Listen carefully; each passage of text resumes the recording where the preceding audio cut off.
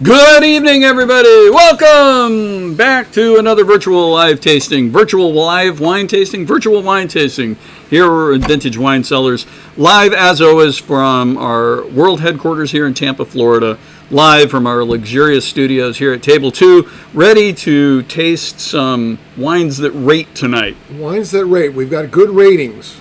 Good ratings. And exactly what is a good rating? We'll find out. Not good ratings, great ratings. There is you what go. we've got tonight.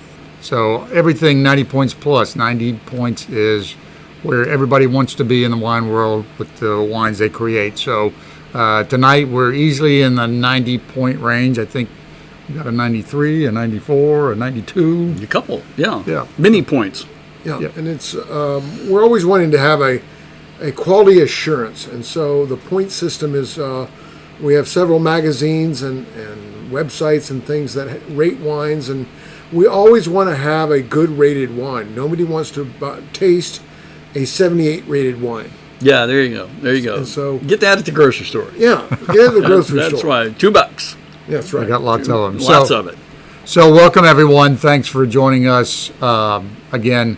We're in mid-January, closing towards the end of the month, but this is our best way to keep in touch with everybody and taste with you all. And we're looking forward to another evening with you.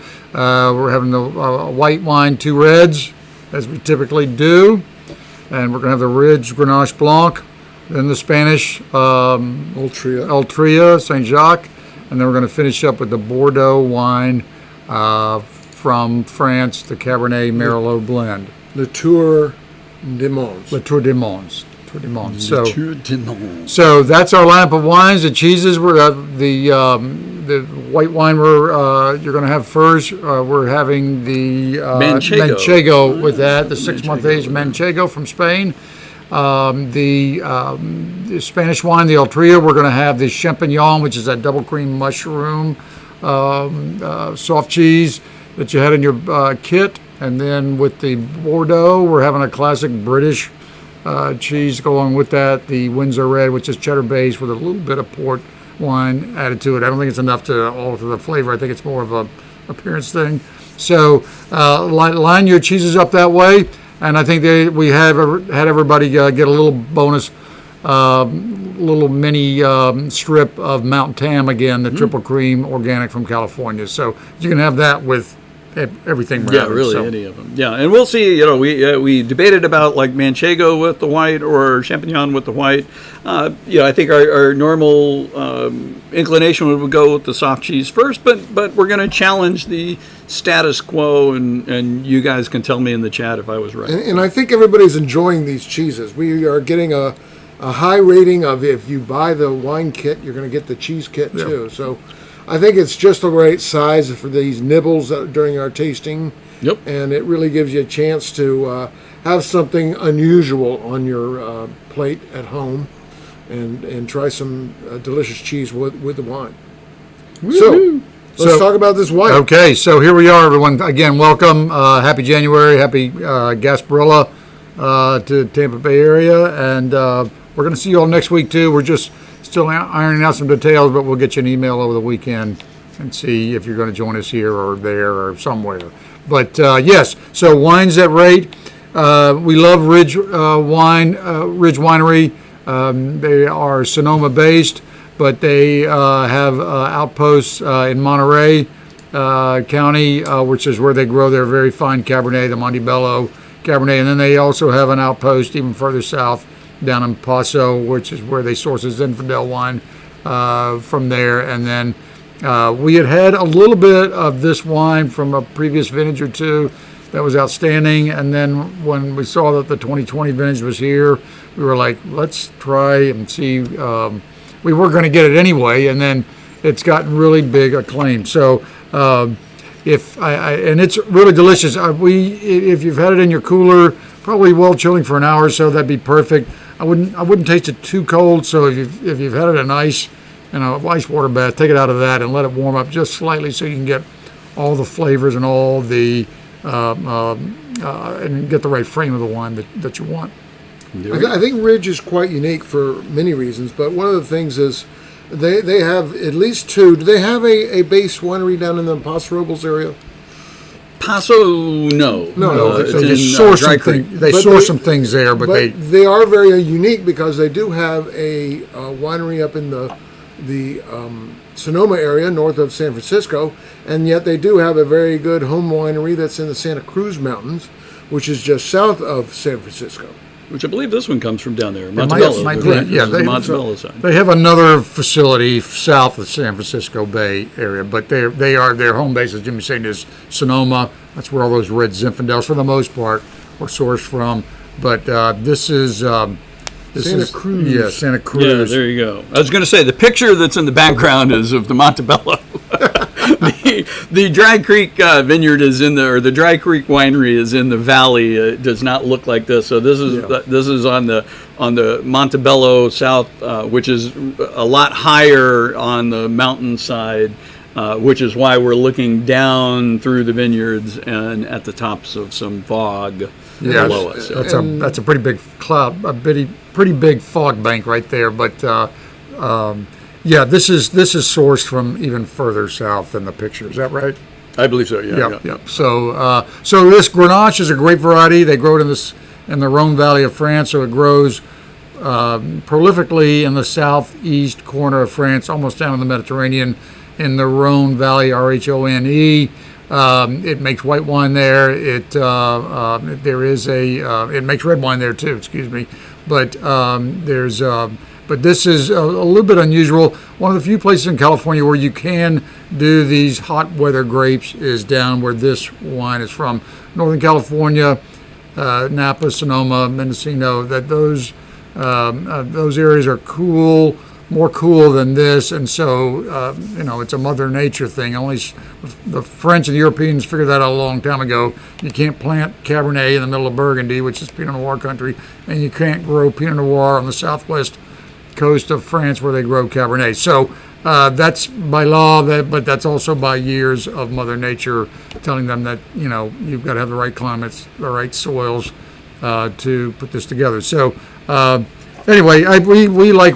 Off the beaten path whites here anyway. We love Pinot Gris. We love off dry Chenin Blancs. I know we had some really nice off dry Vouvray back right before the holidays. So we kind of thought, well, let's do this. And Ridge is one of the best wineries for telling you where they source the wine from and how they make the wine. Just read that label all the way around, right on the label. They've had the same label for 50 years, ever since the early 60s.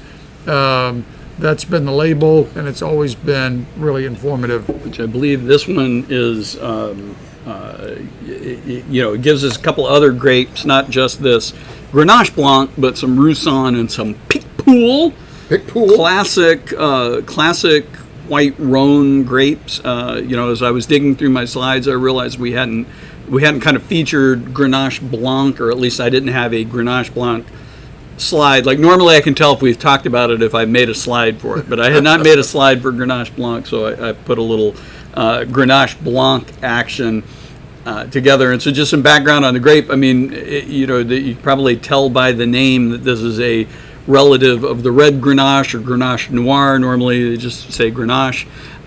This is kind of a mutation. It's roughly the same grape. I mean, again, I know I use this dog analogy a lot, but if you think about, you've got some breeds of dogs that come out black and some that come out golden, or golden and chocolate, but they're the same. And big. Yeah, but they're the same dog basically. This is kind of the same thing. This is the golden retriever of the Grenache family, There and you the go. red is the more of the chocolate lab or the black lab or whichever. We have cats. I don't know why I'm using dogs as an analogy. I'm getting what you're sending. There you go. But yeah, and really well regarded in the Rhone Valley, but actually they believe it came from Spain. So it started out as a Garnacha, white Garnacha, and then kind of got adopted and moved back to the Côte d'Aron. So And it's blended a lot in France and in other parts of the world. So for the varietal stand by itself is a little bit more unusual. In the Rhone Valley in France, it's blended with Viognier and lots of other obscure varietals, Roussanne and Marsanne. Picpoul. Like this one. Yes. This has got like 20% Picpoul in it, I think. Yeah, or 20% Roussanne, and it's on the front. It's on the front there. And 15% and 8%. But rest assured, this is not a popular grape. You won't go into a Publix and find the Grenache Blanc section. Yeah, can I see all your Grenache Blancs? We'll have. So it is an unusual grape. You won't see it on our shelf, but in the miscellaneous white section. And the red is having quite a lot of success in Spain, and so you'll find that a lot in our store. But the Garnacha Blanc, I think we've got 2 or 3 wines in the store that have that this Grenache Blanc that we're enjoying right now. So big success with the critics. I think that it just has the it kind of has a zestiness to it that's really nice. I mean, the color is totally what it should be, pale straw color. That's what a critic would look for in a wine like this. 2020 vintage, which lots of issues with quality in Northern California, but where this is sourced, the weather was much more modest, turbulent. Yes, turbulent, and they produced really delicious wines. They're still going to have some delicious wines in Napa and Sonoma, but the south of San Francisco Bay was another excellent vintage, and so you're going to, I think, we're going to see lots of really delicious 2020 vintage wines from Monterey and south from there. Yep, and I know we put the rating on this one. We showed kind of the Wine Spectator review on the front, 92 points. But, wanted to talk a little bit about, the theme of tonight is the ratings game. And maybe let's talk a little bit about the ratings and how they evolved and how they're done. Right. So the old way was a 20-point scale that the Europeans had forever, and the Americans did too. I remember first starting out tasting wine in the 70s and 80s, the 20-point scale was still there. So if a wine got a 15 points or 16 or 18 or lots of them 19 and 20, that was how they reviewed it. But Robert Parker, you look on your slide right now, he's the gentleman to the right. He started reviewing wines totally independently and used the 100-point scale. And then Marvin Shanken, the owner of the Wine Spectator, Uncle Marvin adopted that 100-point scale also, and so that gave the wine business its boom that we've seen for the last 50, 60 years. Is these two guys really putting the 100-point scale on the map, and so that's how this search to get 90 points plus, and this goal to get 90 points plus is what every I don't know if that's what every winery or winemaker wants, because they're going to make the wines pretty much like they like them. I don't think it's the old days where a winery owner or winemaker could tell you, well, I hope you like my wine. If you don't, you'll find something else. But I do think that sure helps your sales, man. It sure does, especially if you're making 250,000 cases. Now, it doesn't make any difference if you're making 5,000 cases, but it does make a difference if you're trying to make, I think, a relatively large volume. It'll help you sell out, because there's a lot of stories floating around out there. I remember one of them was Adam Lee from Siduri. I'm pretty sure I got this winemaker right. But part of their story was they had heard that Robert Parker was in Napa tasting, and they snuck into the hotel he was staying at and left wine outside his door because they didn't kind of qualify for the tasting. And he tasted it, loved it, gave it a good rating, and like that, they sold out of their vintage, and their next year's vintage was basically made. So with the swipe of a pen, which is mightier than the sword and the, I guess, I don't know, the commerce engine. He made that vintage, and that's happened to several people who have been surprised by some of these high ratings. Yes. So that's really how this modern day rating system was born. Were these two guys, and Marvin Shanken always The Spectator, I think, was a newspaper format for a while, but it was always print dominated. And he took, he was trying to run a successful publication, so there was always the discussion about, there was the commercial side of it. Whereas Robert Parker was a totally independent person, and is still. He sold part of his publication to another entity, but his underground newsletter took no advertising money, and he. What was the name of that, Dave? I think it was. The Wine Advocate? The Wine Advocate, The Wine excuse me. Advocate, Yeah, sorry. that was That was another publication that I just said the underground publication. But he was totally independent, and he made his fortune, so to speak, when he always had a affiliation for French wines, and so he was writing about them always. And the 1982 vintage in Bordeaux came along, which was a spectacular wine, a vintage of the century for the 1900s, and he wrote glowingly about that. All these wineries made fantastic wines, and he put himself on the map thereafter, all those Bordeaux properties started to make wines that had the richest color they could have conceived, the strongest flavors they could conceive, probably, and for the most, I think, immediate enjoyment of a wine. I think that was so it was a watershed vintage for that, for him writing about it, and for what they produced. It was the first big volume year that was also one of the best quality years. Yeah. There's a little bit of, criticism of the scale. The 100-point scale is not really a 100-point scale. It actually starts at 50, goes up from there, right? So it's based on the school grading system, which typically starts at 50 as well. And so really you get 50 points just for being wine, and then you either add or subtract based on that. And I think different people have different versions of it as to whether you start perfect and then deduct for flaws, or you start at 50 and then kind of add up. Depending on the publication, you'll hear kind of different variations of that. But that's kind of the scale.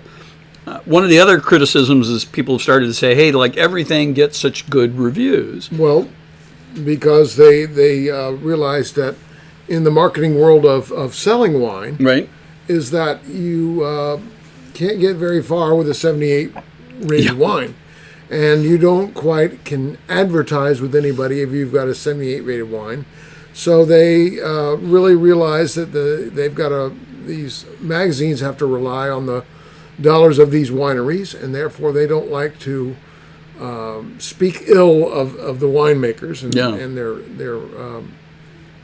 craft that they're attempting to make good wine. So therefore, it tends to make a little bit more of a herd mentality where very rarely do you see something with a 95, over a 95, and you really got to search if you're going to find anything under an 80, I think. Yeah, And so in fact, I did a little digging, and I'm still trying to gather data. This is from Wine Enthusiast. I'm still trying to gather data on some of the other folks, because I'd love to have the same graph for everybody.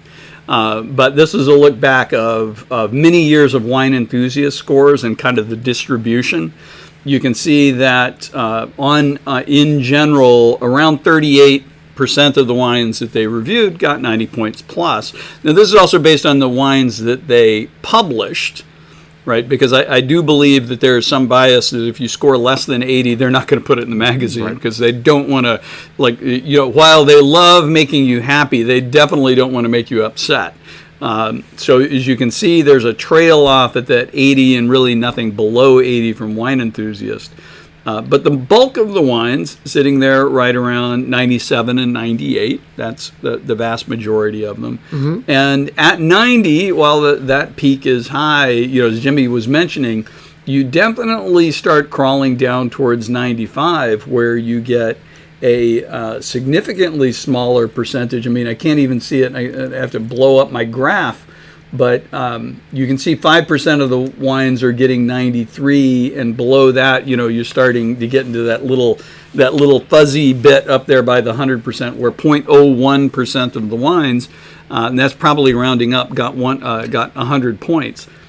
So it is 90 points. You're still in the best 40% of reviewed wines, better than 40% of the reviewed wines, and really every point above that, you're getting, maybe disproportionately rarer reviews, as you can see that curve slides down. More rare.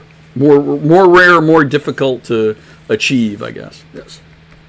But for yourself, just to try to evaluate a wine, it's really four different categories. It's appearance, it's the bouquet, that's the wine smell, it's the flavors, and then it's the finish and kind of the overall quality. So if you're trying to segment, how do those guys do it? I mean, they're the points, yes, up or down, or adding or subtracting, but those are the four areas, the four worlds that they look at when they're trying to review something. Is the color, the appearance.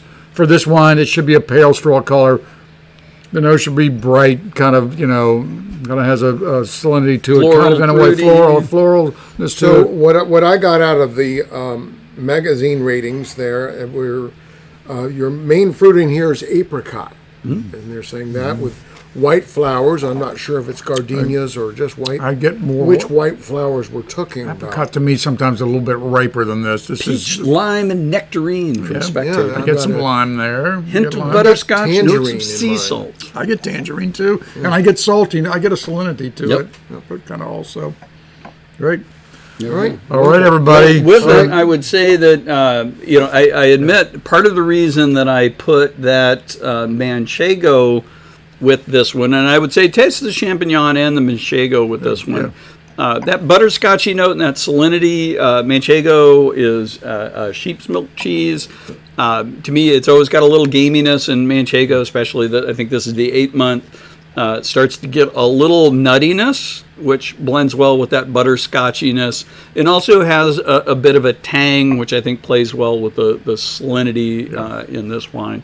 So rather than doing the soft kind of creamy cheese, which I was a little worried might like take out some of the brightness, because that fat of the creamy cheese might dull the brightness, I went with this, which was maybe a little more nutty and tangy as a complement. But again, taste both and let me know if I'm wrong in the comments. No, I like that though. I like the kind of the sharpness or the edginess of the Manchego to go with the edginess of this. I think that's probably a better. Sometimes those double cream and triple cream cheeses can kind of blunt some wine flavors, but I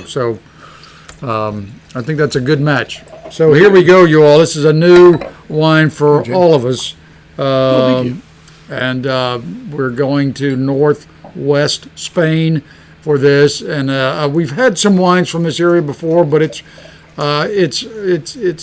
a small part of a more obscure area, and so we'll talk about it. This Atlantic coastal. right. So Jimmy was saying it's Atlantic coastal. This was a wine. I mean, it's got a big rating, but I happened to find this because some customers that we know really well saw this. This was in the New York Times. I think one of the best wines for Thanksgiving. So I found it last fall, and I didn't think it was available in Florida, but it actually is.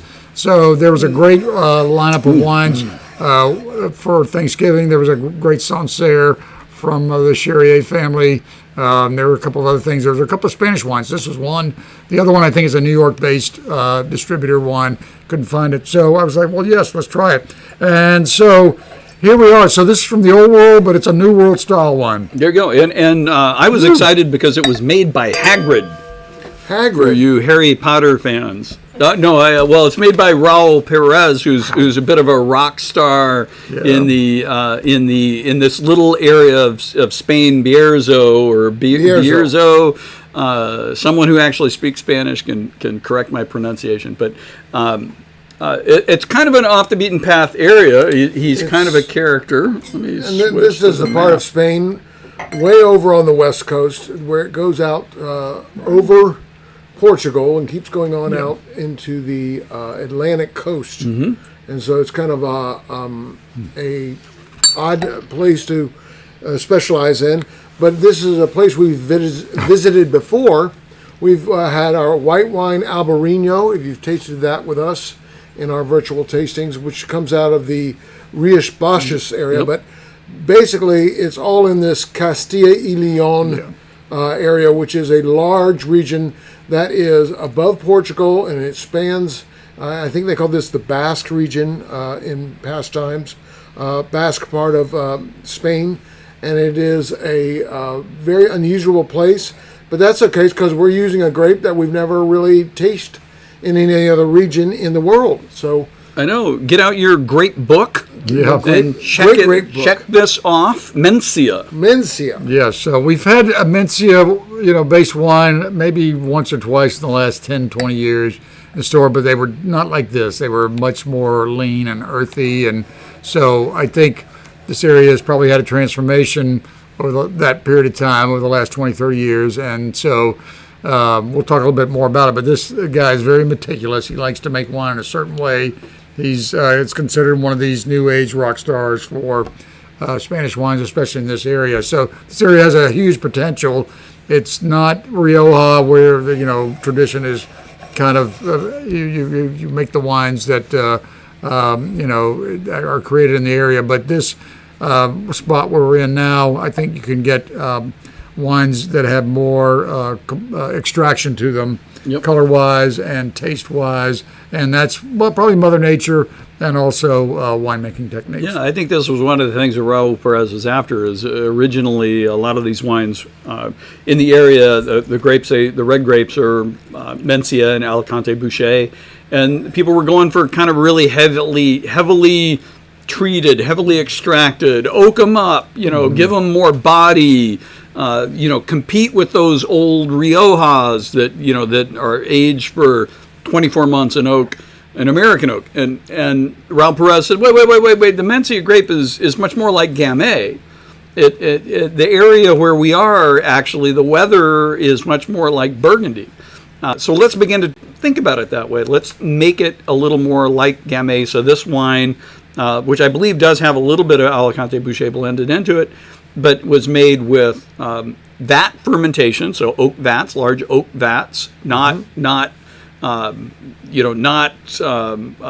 or concrete tanks or not barrels, and then it was aged in neutral oak, so it was aged in old oak, not given a heavy oak regimen, and really not very long. So he was looking to bring out this bright, fresh fruit. Which again I find very Gamay-like. And I would say that if we're talking on another kind of sense, this is kind of wine at half intensity, as far as like this one is not loud if it was music. Yeah. This one is not about the intensity and not about the depth and not about a flavor that would last forever and not about a tannin that will bite your teeth as you're swallowing the wine. This is about smooth and easy kind of wine, and if you take the time with this is quite delightful.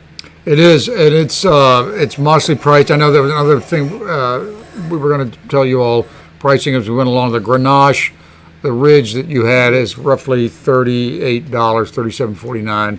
This is $24, $23.99. So.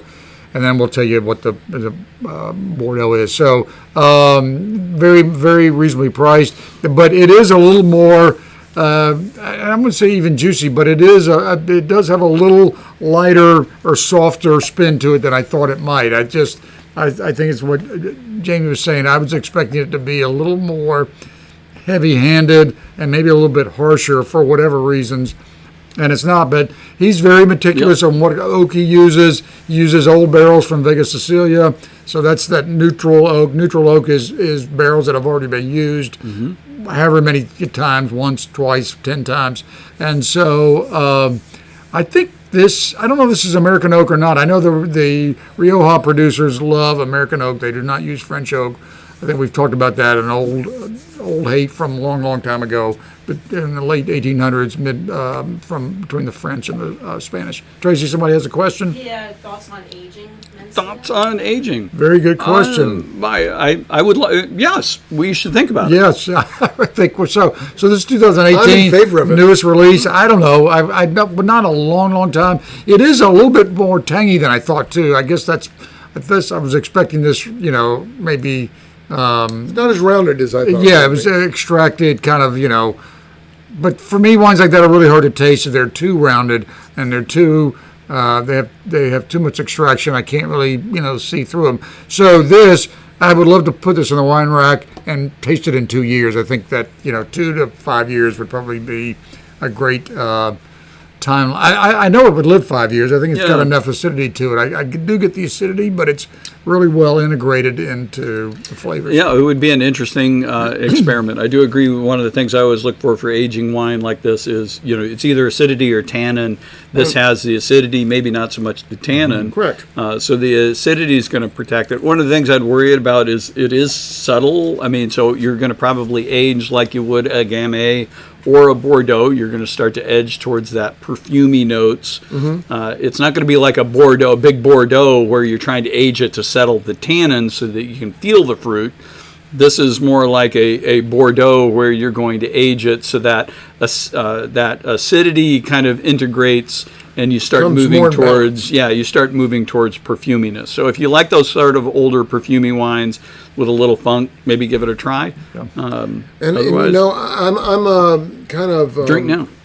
interested in how this is going to age, because this had a little bit more tannin than I thought it was going to have. I thought it was going to be a little bit even more subtle. But this is, I would say, in its life, I would still say this is on the young side of its life expectancy. I think this has still got some smoothing to do. Yeah, well, and these vineyards, the picture here again, this is Raul Perez in the picture, standing in front of his Mencia vineyards, and one of the things he's done in this area is he's found and purchased basically abandoned Mencia vineyards and is rehabilitating them. And it's very interesting because you look out through there, a lot of these are head pruned, goblet pruned vines. They're just a bush. They're just a bush sitting there with the vines. It's not like big rows of wires and trellised. It's just there kind of on the hillside. You can see the slope of the hill in this area, as well. It looked beautiful. Great shot there. I don't know if that's actual Mencia, but That is. I am thinking that it's this really kind of dark, thick-skinned grape, and that's a relatively, big bunch. So I think, soil, and I think this area gets lots of sunshine. The Mediterranean is a very unique place in the wine world. Varietals grow in Spain and Italy that don't grow anywhere else in the world successfully. Tempranillo really doesn't grow anywhere else except in Spain. In Italy, Sangiovese is not duplicated on a commercial successful basis. So the Mediterranean has this really unique climate, and so this bright sun but not hot sun, warm days, cooler nights, but not a radical shift like the California coast does, for instance, or some other spots in the wine world. But this is really delicious. It's it's great cocktail. And first I was thinking, it's just food wine. Well, if you had some barbecued or I would pregame with this. Yeah. I think, but now I'm thinking, what? This is delicious cocktail wine by itself. Yes, it's translucent enough that it's got a little Pinot spin to it as far as that goes. It's got a great nose to it. I didn't love the nose immediately, but now we've had this bottle open for. When I opened them like 6:30 or so. 6:30. So I love that. I saw a note in the tasting room. Black pepper in the tasting room. In the tasting room. I'm going to call the chat the tasting room now. I saw a note from the tasting room that says it's black pepper. But I get minerality. I get minerality, and I get a little floral note. I mean, on the nose, if you told me this was a Northern Rhone, I wouldn't be overly surprised. I get a little violet. I get a little black pepper, but the taste is definitely not Syrah. The taste in the body is definitely more delicate, and this would be a confusing wine blind, because I don't think I would be expecting you to sneak out the Mencia to stump the chump, but the character of the palate is.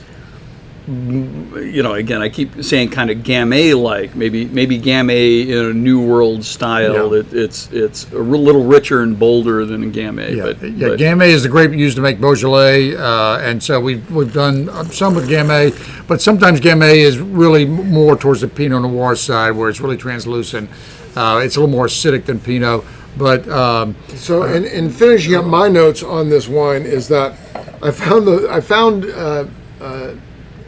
defining that label was a little bit of a challenge because Raul Perez, you can find his name in the back label in a very small print, and he's not trying to draw attention to himself, which I give you kudos for that. But you came up with not one but two names for your wine, and I found that Altria, Saint Jacques, or anywhere I saw one, I saw the other, and they're both proprietary names, meaning that they don't really define anything except his name for his product that he's making. So he has two names for the red wine. Altria is just a name he came up with, and Saint Jacques is also a name that he came up with. So kudos to Raul for coming up with two names for his There wine. you go. there you go. Tracy, Question the from the question. audience. Yeah, so thoughts on how much the Atlantic Ocean affects this? There you go. Or do Good you question. think it's too far in? I mean, this geography, Bierzo, there is I think is really known for being in between. I don't necessarily think it's not considered coastal. So Yeah. so people look at it and say it's not really a coastal influence. Although the river does come up, and you do see some in the map. I think you can probably see, if you squint, you can see the river kind of cutting through several areas. Galicia, where it's nearby, is a little hotter and humid. Castile, which is also nearby, is a little drier, and you've got this kind of right in between. So you've got this little magic spot. The elevation is a little lower, so it doesn't frost as much as some of the other areas, and it gets a lot more sun. So grapes in this area tend to ripen, almost a month earlier than they do in Castile. And what that means is you get, you're getting a sunny climate that gets enough wetness to keep everything from being too dry, from being too stressed. But it also is dry enough that it doesn't encourage fungus and rot. You get a lot of wind coming up and down through the river. So probably not what you would consider a coastal climate, Not but really but definitely influenced by the proximity of the river and kind of that low valley that's around it. If you look on the back of the label, everyone too, this wine is imported, and I just realized this right now, but it says Skurnik on the back. So the Michael Skurnik Company is based out of New York. They are they've been around for a few decades now, totally focused on importing wines just like this that are made by independent, totally wine driven, totally quality driven people. They have a beautiful portfolio of European wines and some U.S. representation, but their focus is Europe. A lot of it's on Spain and Italy and some and France. So Michael Skurnik, if you see that on the bag, sound like a Kermit Lynch guy, that's usually a sign you're going to get something pretty tasty. Tracy, go. another Real quick question. question. Somebody asked about, Is that fog? Yeah. Is that fog in the? It probably is, but that's not Bierzo. So that was a picture that I shoved in there from Spain. It was from somewhere else in Spain. All I did was grab my old Spain map and move the pink arrow over to. I think it's probably Rias Baixas because that was where I originally That's was, where which we is usually definitely point much to more in that area. It's a coastal, little which is more. definitely coastal and hilly. So the rating that I put on this one though was the Wine Advocate. Was Robert Spectators. Robert Spectator. Have you been drinking He's probably been called that. Robert Parker's He's probably been called Wine Advocate? But the interesting thing, we're a little breaking news here. Robert Parker retired several years ago, and Lisa Parati Brown, who is a master of wine, took over as editor-in-chief, kind of led the tasting panel. There's actually, it used to be in the old days, it was only Robert Parker. Yes. Now it's an entire tasting panel. But just recently, and I only discovered this because I was putting this slide together, Lisa Parati Brown has left Wine Advocate and has started a new website called Wine Independent. Did not know that. Not the first time that the Wine Advocate has lost somebody that went off and did their own thing. But she again is doing Wine Independent and is working with a Swedish photographer who has made much of his career around photography of wine and wine regions. So very interesting to see what they're going to come in. My suspicion is they're going to start to bring in, what I might call nouveau media into this. This is what I would do if I was trying to set up the business model now. I would not create a text-heavy wine advocate anymore. I would create, TikTok for wine reviews. And so I believe they've got a temporary site up for the Wine Independent. It's going to launch in June, but they're going to launch and have another wine publication for me to spend more money on. Their goal is to bring more photography, a richer view, more media into the conversation. So very interesting. So keep an eye out. I was surprised by this because it has not really been announced. The Wine Advocate website still shows her as the editor-in-chief. I didn't see a lot of press coverage, so it seems to be quiet. But yeah, a month or two ago they made the announcement, and she's moving on to the next thing. So keep an eye on the Wine Advocate and the tasting reviews and kind of the panel and who picks up as editor-in-chief. But as Jimmy was saying, yes, a lot of these folks who have been with these publications for years have gone on their own. James Suckling, who was the chief wine editor for The Spectator for years, he's had his own publication for a long time. And Antonio Galoni, who was with Parker for years, has his own publication called Vinius. So Lisa, she has been in the middle of all of that Wine Advocate stuff for a long time. So I did not know she was, having something else set up. But I totally believe that. And I think it's kind of a natural thing. Jeb Dunick used to write for I think Spectator also, and so Parker is who it was. So I think Antonio Galoni got sued by Parker. Yeah. So Antonio Galoni was traipsing around on Parker's money, tasting wine, drinking, making like $300,000 a year, submitting his expenses, but not submitting his stories. And then suddenly he started his own label. Shocker. Can't believe that. Can't believe that. So yeah, that was like 2015. So the smirking guy that's up there with all the wine glasses, that's why he's smirking. It's like, yep, did it right. Did it right. So this is a big Robert Parker wine, 93 points. I think it might be the highest rated wine of the night. But it's very tasty. It's very savory, very bright. It's kind of what you want in a red wine. If you want a cocktail wine or if you want a food wine, I think it's there. Well, with the cheese for this one, this was where I went with the Champignon. And did you know that this cheese is made in this beautiful castle? If a lot of you were with us last week, I finally, realized that another cheese by this company. We had the sister cheese to this, the Gamazzola. So I said to Jamie, no castle tonight. Well, the castle's back. The castle's on the Champignon, not on the. The reality is this cheese is made in a factory. This is Neuschwanstein Castle, which is the basis of Cinderella Castle. And it's a really pretty picture, so I liked it for the cheese. We use it a lot. Champignon sounds like a French word, but it actually started, it does have an interesting story, and it is a little bit of an artisanal cheese, although it's mass-produced. Right. The maker of it originally was making Camembert and in Germany, but it was making a Camembert style from France, which Camembert has normally got this mushroomy note. Well, they went back, and in Germany, they have all these great little button mushrooms, and they thought, geez, that mushroomy note with our little mushrooms, that would be awesome. That would make it a cheese of Germany. So they brought that kind of recipe, that Camembert style, together with those little German button mushrooms, and that was the origination of the Champignon. And it's not because of the Champagne region, as you're trying to there you fit go. That word in there. It's because the the French word for mushroomy is mushroomy.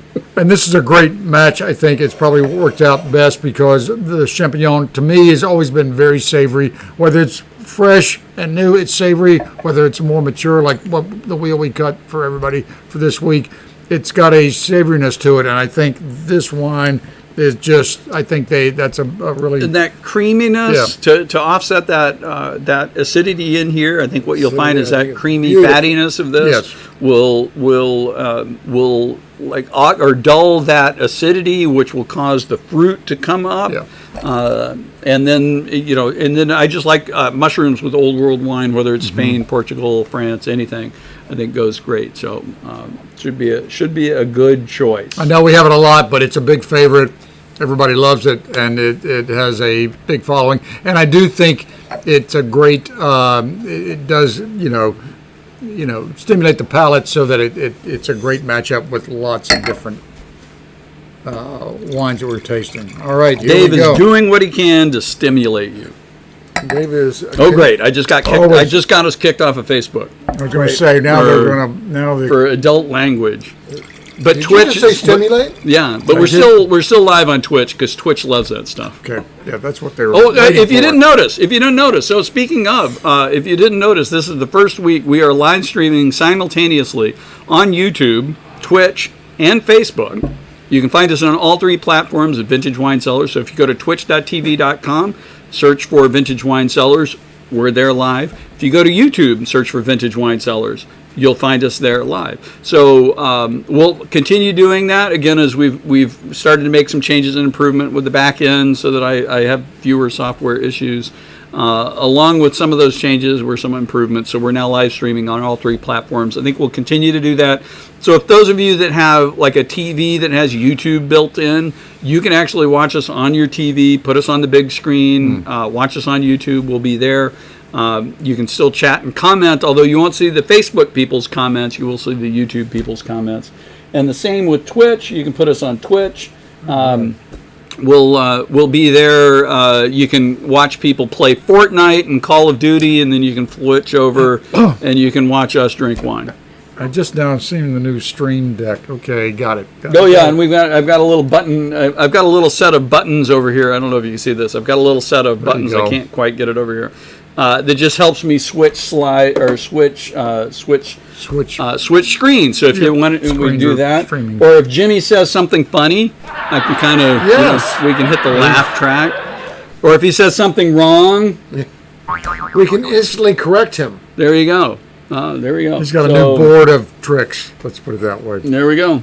That's it. So we've got all sorts of goodness coming. All right, everybody, we've got the last wine in our glass. Now we should.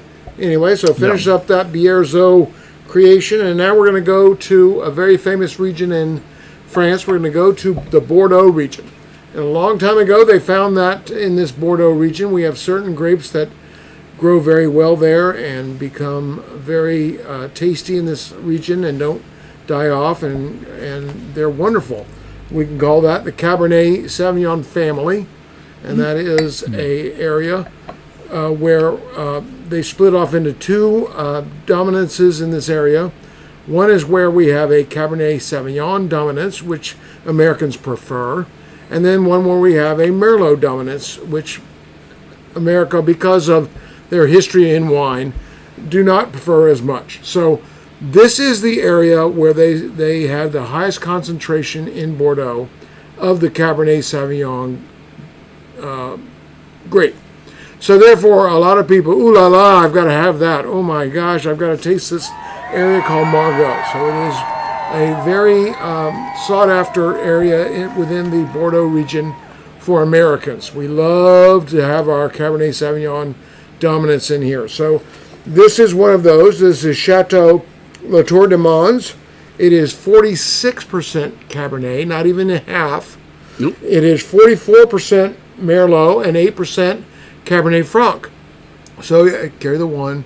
Yeah, it equals 100%. So it is your typical half Cab, half Merlot blend. And it is very popular, and we're getting ready to taste it and find out why. Very good. So we're in the southwest part of France along the Atlantic coast.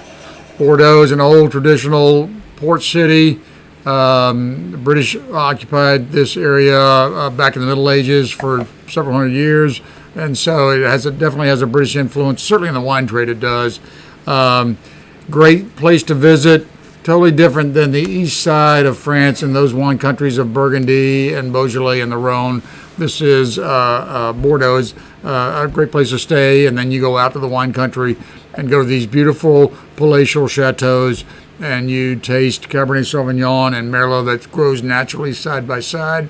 The area there's a map right there, and so we're on the left. We're on the left part, the purplish area that's highlighted on the slide that Jamie has up, and you see the towns that dot that and the areas that dot that. Margot's a little further south, and this particular property has more Merlot than maybe some others do. Lots of times it's 50 to 60% Cabernet with 30-40% Merlot. You know, the finest wines that are produced here have lots of Merlot in them. So Lafite Rothschild always has 25, 30, 40% Merlot. It is an old noble grape, and we've had different years of this property. It's really wonderful. This is 2018. I thought I could get it a year or two older, but not the case. But it's you look at the color on it; it's much more rubied and garnet than the other two wines we had. Got a great nose. You get a little more cedar, a little more leather, a little more tobacco, and this is what I'm getting.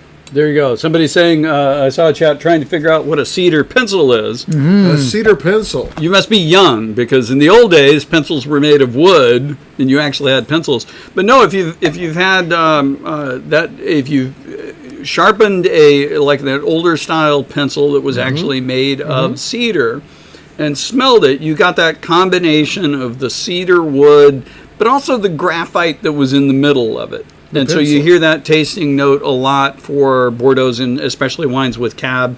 It's typical of Cab. You get that kind of pencil box. That's another one. You know, or cigar box, if you want to go that way. That kind of box of cedar, but something else. Cedar with graphite, cedar with tobacco. You hear that a lot with these kind of wines. So this is France's largest quality wine growing area. Bordeaux makes 10 times the amount of wine that Burgundy does, which is back on this eastern central part of the country. And this is a relatively flat, planed area, so no rolling hills, no steep slope of gold like Burgundy is. This is the soil is really very gravelly here. My father used to say, he goes, God, you could grow all kind of vegetables here, because it's a dry, kind of a gravelly soil that vines just totally thrive in. And so Cabernet has been the dominant grape here since probably the mid to late 1800s. Prior to phylloxera in the late 1800s, Malbec, I think, was the predominant grape, and maybe Merlot was. But after everything was replanted, when phylloxera decimated the vines, they figured out that Cabernet was the most resistant to any kind of strain. So Cabernet has been the king here in Bordeaux, and this is an old grape property. I think Margot, I think because of the it's two syllables, it's the softest and the most alluring of I think the towns that dominate the left bank there. And most of the properties in this area are very famous and ranked higher than this. Jimmy's got some notes on this. Is not in the top 65 classified properties, but it's in the second category. Yeah, so we've talked to you about Bordeaux before, and how in 1855 they had a ranking that Louis the 14th or Louis the 16th demanded they have a ranking of Bordeaux's, because there are 1,200 chateaus in Bordeaux, and the French aristocracy of the time said, that's just too many. That's just too many. I need a list of the top 200 chateaus, so I can 255 chateaus that I can choose from when I want to have a Bordeaux wine. And so they had a grand ranking of that in 1855. Well, that was great for the top 255 chateaus that got ranked in that top tiers. So that wasn't quite good enough for everybody else, so that they did another ranking. And this was in 2013, I do believe. And so they had different rankings, and this one made it into the second tier of that ranking. And then they decided in, 2008 that this ranking was not good enough. So they got rid of that ranking system. And they've redone it to a certain extent, So this one still retains the title of Cru Bourgeois Superior. If you look on the back of the label, you'll see down there below the main label it says CB. That's CB. Cru Bourgeois. Cru Bourgeois. So they're not quite happy with the new system, but it is a new system that gives certain chateaus that take the time to make good wine, it gives them a crown, and it gives them a way to sell their wine above other subpar wineries. And with 1,200 wineries, that's a lot of subpar, or a lot of people that are just getting by. Yeah, I think that's just 1,200 wineries on the left bank too. I think Saint Emilion on the right bank has another Whole nother 1,200. Yeah, system. there's Yeah. thousands Yes. of Correct. property. This is a huge area where vines proliferate, and so this is really delicious. This needs a lot of air. Now, this is a wine. We talked about the previous Spanish wine, how long it would last. You can put this in your wine rack or in your cellar for 20 years easy, and you can enjoy it after that period of time. But Jeb Dunnick likes it. Yes, Jeb Dunnick. Jeb Dunnick. That's your buddy? Oh yeah, we love Jeb. Easy on the eyes. Easy on the eyes. Jeb was another one of these guys who worked for Robert Parker. Robert Parker, yeah. Kind of started to do his own thing. Focuses a bit on California, Rhone. Like originally, what happened? He was writing his. He became enamored with Rhone grapes and the Rhone Ranger movement in Paso Robles. And he started his own little newsletter on these kind of Rhone grapes, working with folks in Paso Robles, working with folks in Côte d'Rône in France, writing about them, got some notoriety. Robert Parker approached them and said, hey, you should join the Wine Advocate. You should be our tasting guy for these wines, and you kind of elevate your thing. Well, that exposed him to some other areas: Burgundy, Bordeaux, really more Bordeaux, Napa Cab, other areas. And so eventually, after about 4 or 5 years, he went off and did his own thing. Again, JebDunnick.com. And again, he tends to focus more, although I think over the years, as I went to his website today, right there is his top article, Barolo and Barbaresco. So I think as his notoriety and financial income stream has grown, he's begun to expand his offering. And as I think a lot of these folks do, it started to engage a team that covers more areas than he can possibly cover. I think James Suckling still does a lot of stuff that's like the James Suckling list, but he also even has a tasting panel that kind of covers a broad variety of things. So there's a bunch of folks out there. And I flashed this one up, because this was one of these questions of like, who are these people and who are the big writers? And it does change. People kind of ebb and flow. We've talked a lot about a couple of these. Jancis Robinson, Jane Anson, and Tim Ecken are one that we haven't referenced. Those are folks from the UK that write for Decanter. And this is we talked about this a little bit last week. I've tended to shift my magazine reading to Decanter more than Wine Spectator, because I find that Decanter covers the world more broadly from the UK, whereas Wine Spectator is really U.S. dominant. But they do a great job. They cover a lot of area, and so if you grab a old issue of Decanter, if you get a subscription, you'll see reviews from them. And Jancis Robinson is also a prolific writer. A lot of the books on my wine shelf are Jancis Robinson books. A lot of these factoids about grapes that I get come from her Wine Atlas of Grapes. She was in the Psalm trilogy a lot. I think her husband's David Peppercorn, who's an old British wine writer. So she's got great opinions. What a name, yeah, Peppercorn. I think so. I may have that wrong. Steve Tanzer up in the upper right there. He was kind of a Robert Parker guy. Has an independent newsletter. Took no commerce dollars, and so he really was a California-focused guy, I think, and then and still is. Although I think all these guys have figured out, we need to cover a little bit of everything, and so that's and the Wine Spectator, that's a print publication. Wine Enthusiast is a print publication. The Canner's print still.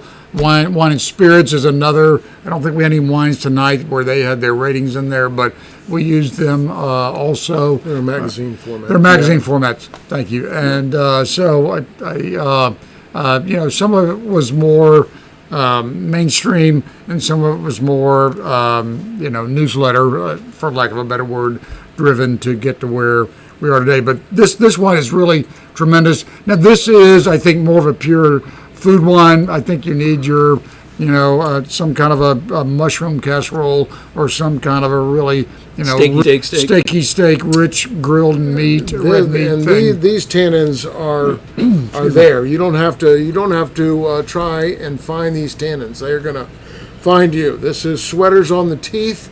This is wines that give you a long-lasting finish. This is a classical Margaux and a classical Bordeaux wine. Does not have that juicy kind of berries that maybe the Napa Cabs have, but this is got kind of that mineral kind of slaty kind of finish to it, and in the middle of these tannins, to where it really is just a great experience to sit and enjoy. I really think. Question from the audience from our There was a producer, comment, Tracy. There was a comment that the bonus cheese, Mount Jam, tasted good with us. Yeah, bonus cheese tastes good with us. A comment. So another, sorry. Sorry, go ahead. No, you go ahead, Tracy.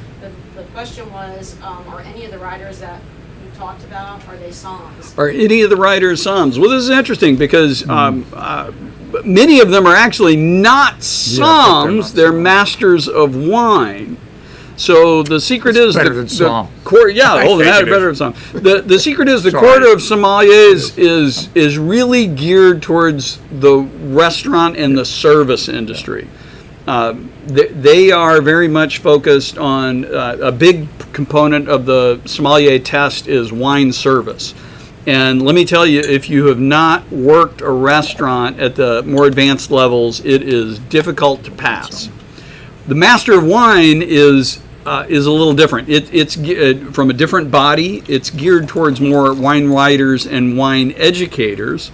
So the knowledge is the knowledge portion of it is great. The blind tasting is still there, but it skews more towards there's actually an essay test as part of the Master of Wine to test your ability to write and talk about wine versus the Master of, or the Court of Master Sommeliers and the Psalms tests, which are have a large service component. So what you'll see is a lot of the folks on that list, may hold like one of the lower levels, like a level 2 Psalm, maybe a level 3, but not all of them are level 4s. Definitely not Master Psalms.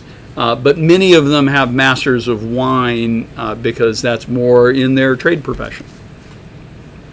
Really quickly, this wine is, we've talked about a little bit tonight about how much time a wine spends in the barrel after it's been fermented.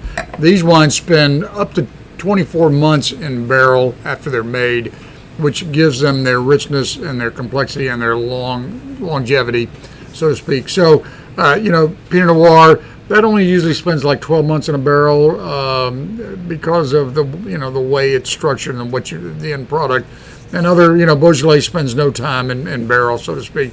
So Cabernet and Merlot are the toughest of the red wine varietals. I think they are. And so they take and need a lot of time in barrel to enhance themselves. And so I think, I accept that challenge. Okay. Get me a bottle of Tannat, and let's talk about the toughest red wine. We'll have to go to South America and There you do go. that. Well, that's a good idea for a virtual. There you The go. weirder the better. So anyway, I just want to say that whether you like this or not, Cabernet and Merlot are much more age worthy partly because they can take this initial post fermentation time or post finished wine time in a barrel and have it extend its life. Well, Dave mentioned that it would go good with food, and I think it would go great with this Red Windsor. Yes. Absolutely.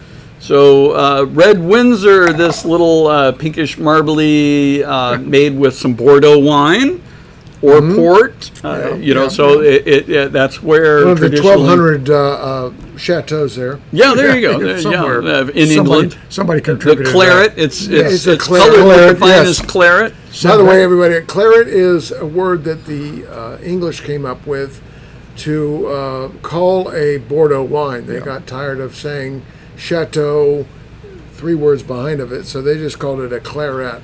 And so claret is a English word to describe a description of the blend of Cabernet Sauvignon and Merlot and Cabernet Franc and Petit Verdot, Right. and I'm missing one, Malbec. Yeah. There And you so that is a British word they came up with, which is called claret. And but they also like their cheese. And what is the base of this Red Windsor? It's what is it? This is like This a is cheddar. Leicestershire, It's- like a no, cheddar Leicester, base. kind of a Derby cheese, Leicester, Yeah, yeah. kind of this area, the county of Cheddar, Leicestershire, Derby, Yes, Derby. Wensleydale. They're all in this area, and it's been interesting. Like historically, they're all in this area, and if you can imagine back then, all of them showing up at the state fair with the same cheese, right, and then looking really embarrassed.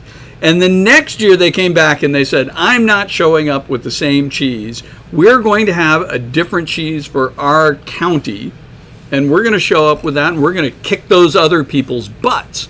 And that's what's happened over the years. So now you look in the same area, the county of Cheddar and kind of the surrounding areas, you've got this Leicester. folks like Leicester, Leicestershire sauce, Leicestershire with and three- all of which have developed different flavors of the cheese. And we've had that Sage Derby, we've had Gloucester. Wensleydale, Gloucester, all from this area, the Huntsman cheese, the 3 counties. Mm-hmm. All of these are to me, and I have no idea if this is true, but it almost has to be like that this is the way it happened. It was a fight at the state fair. This one was the Red Windsor, and of course you can see Prince Charles and Camilla, the Duke and Duchess of Windsor, previewing the cheese at the cheese factory and enjoying the fruitiness of port and brandy and creamy cheesiness of semi-hard cheddar. Yes, sorry, Jimmy. I don't get too much port or red wine in it. I think it's cheddar. The cheddar is what you really. I think it's a little bit more of a visual thing.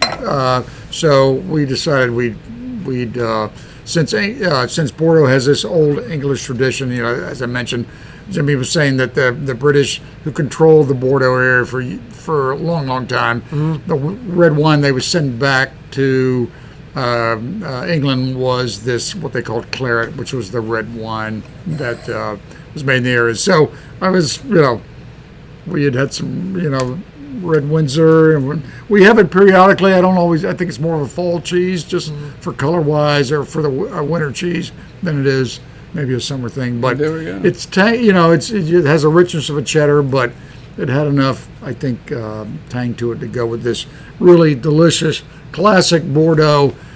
And as I mentioned, 2018, it was in the barrel for 2 years, so we're already at 2020. So this is about right. The 2018 Bordeaux wines are, being released right now. 18 was a classic year. 19 is a classic year. I don't know about 2020, but Bordeaux runs on a more past cycle. All of our favorite Napa cabs. I think there's always already a lot of 2019 wines out, but the French kind of have their own way of aging and waiting and releasing. And the French have their own way of letting the grape express itself. You will not get this kind of tannin-laced experience with a Napa Valley red. You just won't. You'll get a much more polished, no edge kind of experience with Napa, and that's fine. And, some of the greatest wines I've ever had come from that Napa appellation, but this is much more of a goût de terroir. You're getting the flavor of the earth, the flavor of the limestone and gravel and earth coming through in this wine, which makes it just delightful. There you go. All right. Well, as everybody as we flash back, let's reflect on the wines we've had. Reflect. Is everybody reflecting? Oh, yeah, I'm totally reflecting.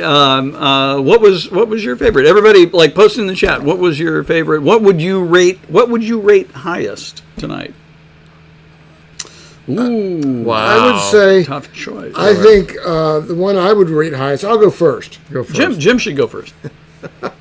I would think that this, for what people are looking for, when you go to a fireworks festival, you want to see something that'll give you the brightest explosion of flavor. There we go. And I think that's what this Margot did. So I'll take Really, the Margot? There the you go. Margot, and it's just At the got Gasparilla more of Children's a Parade. lasting. Yes, there you go. Hey, It's- take a bottle with you tomorrow. it was the nicest float that went by. Don't go and, right after the edge of the bay and shore, so I would say that this has got the longest lasting impact, and I'll take the Bordeaux. There you go. Dave, what do you think? I'll take the Grenache Blanc. I'm a huge white wine person, and I thought that was just great for sipping by itself or with shellfish or any kind of beginning of the evening thing. I just thought it was excellent. It was not sharp. It was not bitter. that roundness it just, in the middle of the that roundness was was all there. It wasn't maybe as ripe as some other white wines that I've had. It wasn't Pinot Gris like. So I'll take the unusual Rhone varietal from Paso that Ridge did. There you go. Well, you're both wrong Okay. because the right answer was that Ultra. I don't know that Mencia. I thought I was attracted by the unusualness of the grape, the uniqueness of the winemaking style, a little bit of the story of Raul Perez and whether or not he went to Hogwarts. Yeah. God. I'm like, I know. I think he may have. Maybe there's some magic in that wine. Yeah. No, that caught me off Who knows? guard. I was like, but no, I'm always intrigued by a new grape and a new grape done well. There's so many options in some of these little areas. Are striving for attention because they are unworthy of it. But that one was delightful, and so thinking about that grape in that area, I think if I was at a party, I would probably like the Grenache Blanc. That Grenache Blanc's not going to get on your teeth, and you can talk with Nope. it, and it's not going to linger in your mouth, and it's going to clean off. And I think if I was reading a book, I think the subtlety of that Mencia would be wonderful if I'm laying down. I don't want to get up and go get some crackers or some cheese or something to nibble on. But if I've got this Margot, I'm going to be finding something to nibble on and something to go with it, because this thing it needs food to really show it needs its all three of those cheeses plus the bonus fourth cheese. Yes, it does. and it's $47 a bottle, which for modest, that's what modest price Bordeaux is. Jimmy was talking about the really highly ranked classified chateaus are more like 7,500, and you can go on up depending on how old they are. But